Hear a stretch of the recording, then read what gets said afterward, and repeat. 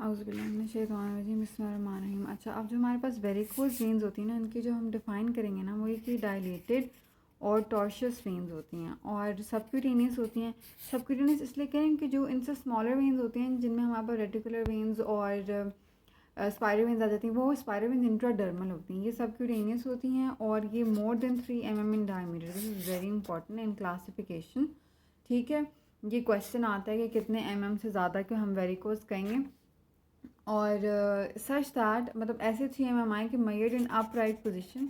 ठीक है, upright position में मेजर के विद डिमॉन्स्ट्रेबल रिफ्लक्स।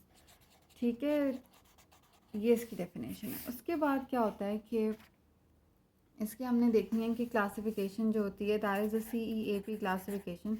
वो ये कहती है कि C1 में हमारे पास लेस देन 3 mm, मतलब कि C1 में हमारे पास वेरिकोज नहीं आएंगे। अब इनमें क्या आता है, इसमें आता है कि 1 mm तक या फिर 1 से 3 mm तक। 1 mm तक आते हैं स्पाइडर वेन्स और 1 से 3 mm तक आते हैं, उन्हें हम कहते हैं टेरेंजेक्टेस, नहीं, उन्हें हम कहते हैं रेटिकुलर वेन्स। ठीक है, तो स्पाइडर और रेटिकुलर वेन्स आते हैं C1 में, जो कि लेस देन 3 mm है। अच्छा, उसके बाद अगली चीज़ आ जाती है C2। C2 में क्या होगा, फिर ऑब्वियसली बात है वेरिकोज वेन्स होंगे जो कि मोर देन 3 mm होंगी। C3 में क्या होगा, वेन्स आ गए। अब और चेंज आएंगे, एडिमा होता है, क्रॉनिक वीनस इंसफिशिएंसी, इसको हम कहते हैं chronic venous hypertension, ambulatory hypertension, इन सब चीज़ों की वजह से। फिर C4 में अब स्किन इफेक्ट होगी। स्किन जो इफेक्ट होगी वो क्या हो सकता है कि स्किन में लाइपोडर्मेटोस्क्लेरोसिस होगा। और इसके अलावा क्या होगा, स्किन में जो C4B होता है ना, that is C4B is lipodermatosclerosis, C4A is pigmentation. Pigmentation क्यों होती है कि जब हमारे पास जो है वो क्रॉनिक वीनस हाइपरटेंशन होती है, तो उसकी, यहाँ ये लिखा हुआ, तो उसकी वजह से क्या होता है कि प्रेशर बढ़ जाता है, स्पेशली मीडियल मेरियोलस के ऊपर। तो वहाँ से फिर आरबीसीज जो हैं, एडीमा होता है, आरबीसीज रप्चर करते हैं, बिलीवर्डिन पिगमेंट रिलीज़ होता है, इस वजह से इचिंग होती है, हीमोसिडरिन की वजह से पिगमेंटेशन होती है, और फिब्रिन रिलीज़ होता है। फिब्रिन की होता है फिब्रिन कफ हाइपोथेसिस, ये ज़रूर पता होना चाहिए, पूछते हैं। फिब्रिन कफ हाइपोथेसिस जो है, इसमें कफ बन जाता है फिब्रिन का माइक्रोवेन्यूल्स की गेट, तो स्क्लेरोसिस और फिब्रोसिस हो जाता है। इन सब चीज़ों की वजह से एक हाइपर पिगमेंटेड स्किन हो जाती है, वीनस अल्सर बन जाते हैं, और लेग जो है वो इन्वर्टेड शैम्पेन बॉटल अपीयरेंस हो जाती है लेग की। तो ये सब चेंजेस हमारे पास इसमें पूछते हैं फिब्रिन कफ हाइपोथेसिस के बारे में, और एम्बुलेटरी वीनस हाइपरटेंशन और सारा ये प्रोसीजर क्या है, कि इचिंग क्यों हो रही है, स्किन चेंजेस क्यों आ रही हैं। ठीक हो गया। तो अब हमने कहा कि C1 जो था वो क्या था, लेस देन 3 mm वाली वेन्स। C2 में वेरिकोज आ गए, C3 में एडिमा, C4 में मैंने कहा था कि C4A जो है वो क्या होता है, C4A में हमारे पास हाइपर पिगमेंटेशन होती है, और C4B में जो है वो क्या होता है, C4B में लाइपोडर्मेटोस्क्लेरोसिस होता है। लाइपोडर्मेटोस्क्लेरोसिस हो गया, नॉट माइंड राइटिंग। उसके बाद क्या होता है कि C5, अब C5 में अल्सर होता है बट वो हील्ड होता है। ठीक है, वीनस अल्सर हो जाता है, और C6 में जो है वो नॉन हील अल्सर। सही हो गया। तो ये हमारे पास CAP क्लासिफिकेशन होगी। कि जनरल मैनेजमेंट देख लेते हैं। तो सबसे पहले अप्रोच हमारे पास क्या होती है कि हम इसकी इन्वेस्टिगेशंस करेंगे। तो इन्वेस्टिगेशन और चॉइस हमारे पास डॉपलर कहते हैं, या उसको हम ड्यूप्लेक्स स्कैन कहते हैं। ठीक है, ये पूछें तो डॉपलर या ड्यूप्लेक्स स्कैन। उसके बाद अगली चीज़ आ जाती है कि मैनेजमेंट। तो ज़ाहिर है फर्स्ट लाइन जो है वो कंजर्वेटिव ही मैनेजमेंट होगी। ठीक है, तो इसमें हम क्या कराते हैं, हम जो है वो लिम्ब एलिवेशन करने का कहते हैं पेशेंट को। इसके अलावा उसे हम कंप्रेशन स्टॉकिंग्स देते हैं जो कि बिलो नहीं होती हैं, और फिज़ियोथेरेपी कराते हैं, और उसको बोलते हैं प्रोलॉन्ग स्टैंडिंग या ओवरवर्क या वेट लिफ्टिंग वगैरह ज़्यादा नहीं करनी। अब ब्लड से अल्सर्स हो गए, अगर अल्सर्स हो जाए तो उसके लिए जो है ख़ास रजीम होती है, इसका पता होना चाहिए नाम, बिस्गार्ड्स रजीम। ठीक है, इसे हम कहते हैं बिस्गार्ड्स रजीम। बिस्गार्ड्स रजीम क्या होता है कि इसमें हम 4 layer stockings, 4 layer compression bandage है। 4 लेयर कंप्रेशन बैंडेज जो है वो इसमें सबसे आउटर लेयर इलास्टिक होती है, उनकी सबसे ज़्यादा कंप्रेशन उसकी वजह से होता है, और जो इनर लेयर होता है वो ड्रेसिंग मटेरियल की होती है। ठीक है, उसके बाद अल्सर क्या हम क्या करेंगे, ज़ाहिर हर अल्सर को सर्जरी में डिब्राइड करना होता है, यही तो करते हैं, और एंटीबायोटिक्स जो है वो देंगे। इसके अलावा पेंटॉक्सीफाइलिन क्या होता है, ये हमारे पास प्रोस्टाग्लैंडिन E1 होता है। ये बेसिकली चेंजेस को रिवर्स तो नहीं कर सकता, लेकिन ये जो है वो स्किन चेंजेस जो आ रहे हैं उनको कंट्रोल करता है। जो है अब हमारे पास ट्रेंटॉल होता है। What is Trental? Trental is pentoxifylline 400 mg देते हैं, ठीक है, TDS देते हैं फॉर नेक्स्ट 6 मंथ्स, ठीक हो गया। उसके बाद अगली चीज़ आ जाती है कि मेडिकल मैनेजमेंट लेट्स से कि फ़ेल हो गई, तो उसके बाद हम सर्जिकल मैनेजमेंट की तरफ जाएंगे। इसमें हमने इनको एब्लेट कर सकते हैं, थर्मली सर्जरी कर सकते हैं, जो ट्रिडलैंडबर्ग सर्जरी होती है जो आनी चाहिए बिल्कुल, और फिर हम अदर टेक्निक्स होते हैं, तो हम एब्लेशन कर सकते हैं इसकी थर्मल। जो हम थर्मल एब्लेशन करते हैं इसमें हम रेडियो फ्रीक्वेंसी एब्लेशन कर सकते हैं, या फिर हम एंडोवीनस लेज़र एब्लेशन कर सकते हैं। इसके अलावा सर्जरी में जो ट्रिडलैंडबर्ग सर्जरी होती है उसमें हम क्या करते हैं कि हम जो सेफनोफेमरल जंक्शन होती है या सेफनोपोप्लीटियल जंक्शन होती है जहाँ पे इनकॉम्पिटेंस होती है, उसके हम फ्लश लाइगेशन करके वेन की स्ट्रिपिंग करते हैं। लेकिन वो ये पता होना चाहिए कि अबव नी तक, ठीक है, बिलो नी हम नहीं जाते वरना सूरल नर्व डैमेज हो जाएगी। आई गेस हाँ सूरल नर्व भी थी, तो हम जो है वो अबव नहीं करते हैं ग्रेट सेफेनस वेन के पोर्शन की, जो कि नी से ऊपर ऊपर है, नी से नीचे नहीं करना। उसके बाद अदर में हमारे पास इंजेक्शन स्क्लेरोथेरेपी होता है। इंजेक्शन स्क्लेरोथेरेपी हम यूज़ करते हैं लेस देन 3 mm, मतलब कि लेस देन 3 mm में कौन सी वेन थी, C1 में कौन सी थी, स्पाइडर वेन, C2 में थी रेटिकुलर वेन्स, उनके लिए यूज़ करते हैं। और इसके लिए हम सारी टेक्निक से जो है वो फॉर्म क्रिएट करते हैं। ये तो था वेरिकोज की मैनेजमेंट। अगर परफोरेटर्स हों बहुत ज़्यादा, उसके लिए हम स्टैब एबल्जन करते हैं, ठीक है, परफोरेटर को लिफ्ट करते हैं, कट करते हैं ब्लेड से, और फिर हम डी फिगर ऑफ 8 बाइट लेते हैं। ये है स्टैब एबल्जन का तरीका। एक मिनट। स्टैब एबल्जन के बाद हमारे पास आता है मोटराइज फ्लेबेक्टमी ट्राइवेक्स, ठीक है। फिर आ जाता है हमारे पास SEPS सा फेशियल एंडोस्कोपिक परफोरेटर सर्जरी। ये 3 तरीके हैं परफोरेटर्स के लिए, पता होना चाहिए।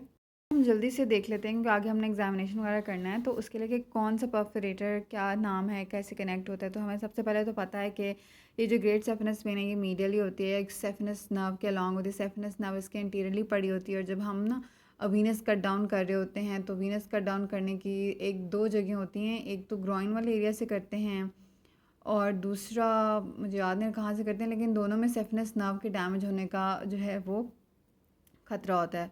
अच्छा, उसके बाद अब क्या होता है कि great saphenous when femoral when से कनेक्ट हो रही होती है, तो ये सेफेनोफेमरल जंक्शन इधर होती है, ये होती है 4 centimetre below and lateral to pubic tubercle. ये पूछते हैं। अब क्या होता है कि जो इसके कनेक्शन होता है ना परफोरेटर का, इसमें क्या होता है कि सबसे पहले हमारे पास आ जाता है कि ये जो है वो अडक्टर कनाल परफोरेटर, हंटेरियन परफोरेटर। जो हंटेरियन परफोरेटर होता है ना, इसके बारे में ये होता है कि ये ग्रेट सेफेनस को फेमरल वेन से कनेक्ट कर रहा होता है। फिर उसके बाद आ जाता है अबवनी परफोरेटर। अच्छा, अबवनी परफोरेटर का नाम पता चाहिए, it is known as Dodd perforator, ठीक है। ये जो है अबवनी परफोरेटर होता है, और ये भी इन्हीं दोनों को कनेक्ट कर रहा होता है। फिर बिलोनी परफोरेटर जो है उसको ये भी नहीं, सॉरी, जो बिलोनी परफोरेटर होता है उसको तो कहते हैं हम बॉइड परफोरेटर। ये जो है वो पोस्टीरियर टिबियल वेन को ग्रेट सेफेनस वेन से कनेक्ट करके पता चले पोस्टीरियर टिबियल वेन को करा होता है। उसके बाद आ जाता है कॉकेट परफोरेटर।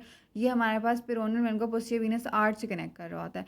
उसके बाद आ जाते हैं मे कस्टनर परफोरेटर। इनको हम स्मॉल एंगल परफोरेटर कहते हैं। पता चले 5, 10, 15 centimetre respectively above the medial malleolus होते हैं। This is it. बस डॉट परफोरेटर, बॉइड परफोरेटर की लोकेशन पता होनी चाहिए, और फिर जो है वो हंटेरियन परफोरेटर की लोकेशन पता होनी चाहिए सब, क्योंकि हमने इन सब में फिर टॉनिक को जो है वो टाई करना होता है, तो फिर लोकेट करना तो ज़रूर आना चाहिए।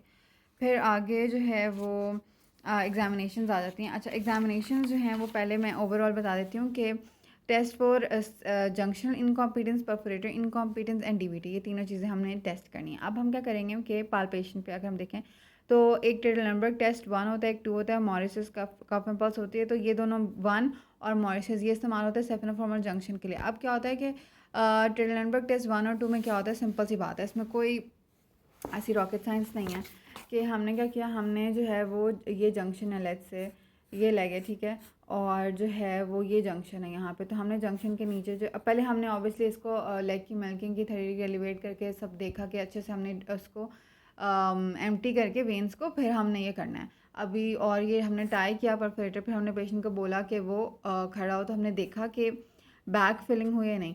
अच्छा, लेट्स से अब सिनारियो बताती हूँ। हमने देखना है कि बैक फिलिंग हुई है नहीं, लेट्स से कि रेट्रोग्रेड फिलिंग, लेट्स से कि परफोरेटर टाई करने के बाद फिलिंग नहीं हुई, ठीक है, तो इसको मैं कहूँगी नेगेटिव। फिर मैं सेकंड स्टेप में टॉर्निके उतार दूँगी। टॉर्निके उतारने के बाद फिलिंग हुई है, टॉर्निके उतारने के बाद फिलिंग हुई है, तो मैं इसको कहूँगी पॉजिटिव।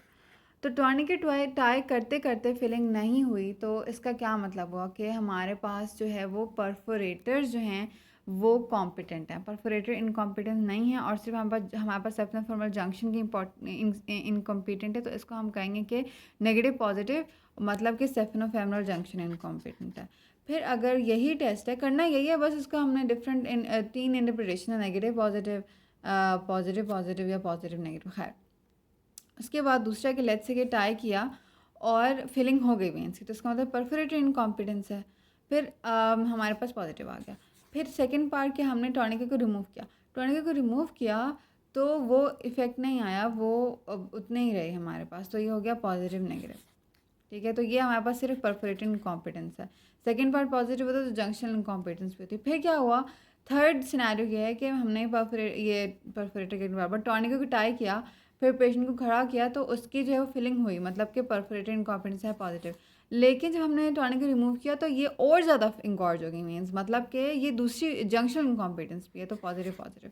ठीक हो गया, तो ये हमें पता चाहिए सारा सिनेरियो, बस इसमें यही है। मॉरिसेस कफ में क्या करते हैं, हम पेशेंट को कफ कराते हैं, देखते हैं कि थ्रिल आ रही है कि नहीं आ रही है, तो सेफना वेरिक्स वाली जगह पे। परफोरेटर इनकम्पिटेंस की वही ट्रेग लैंडबर्ग टेस्ट 2, ठीक है। मल्टीपल टॉर्निके प्रायर्स टेस्ट में क्या करते हैं कि हम क्रेप बैंडेज बांधते हैं, फिर हम टॉर्निके भी बांधते हैं, और फिर हम बारी बारी क्रेप बैंडेज को रिमूव करते हैं और हर परफोरेटर की जगह वो देखते हैं कि वहाँ पे इंगॉर्जमेंट हो रही है नहीं। फीगन्स टेस्ट पता होना चाहिए कि इसमें हमने पेंसिल से ब्लोआउट्स को मार्क करना होता है डीफेशिया के अलॉन्ग। ठीक है, पहले हमने ज़ाहिर हर टेस्ट हमने लेग्स को एम्प्टी करना है, वेन्स को एम्प्टी करना है। अच्छा, ये बड़ा इंपॉर्टेंट है डीवीटी के टेस्ट, पर्थीस टेस्ट या मॉडिफाई, इसमें क्या करना होता है कि पेशेंट के वही वेन्स को एम्प्टी करके टॉर्निके बांध के पेशेंट से करना होता है वॉक करते उसको थ्रॉबिंग पेन होता है, इसका मतलब DVT is an absolute contraindication for surgery. ठीक है, ये ज़रूर करना होता है सर्जरी से पहले। There must be no perforator.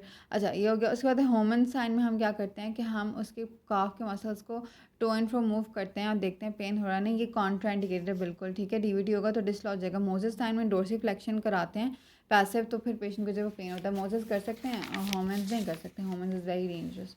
अच्छा, उसके बाद हाँ, तो ओवरव्यू में तो यही आ जाता है।